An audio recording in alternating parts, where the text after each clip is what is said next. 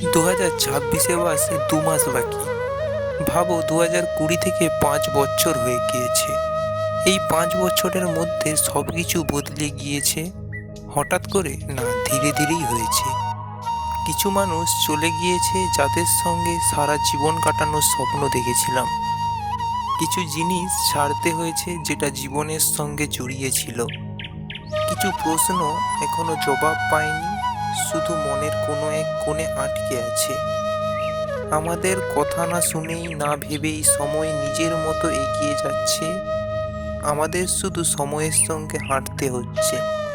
কিছু জিনিস আমাদের ভেঙে দিয়েছে, কিছু জিনিস আমাদের আবার বদলে দিয়েছে। আর তুমি যদি এখনো এখানেই আছো, হয়তো আগের মতো নেই, কিন্তু নিঃশ্বাস নিচ্ছ, এখনো চেষ্টা করছো, এটাই সব থেকে বড় কথা। সব কিছু বদলে গেলেও তুমি এখনো বদলাওনি।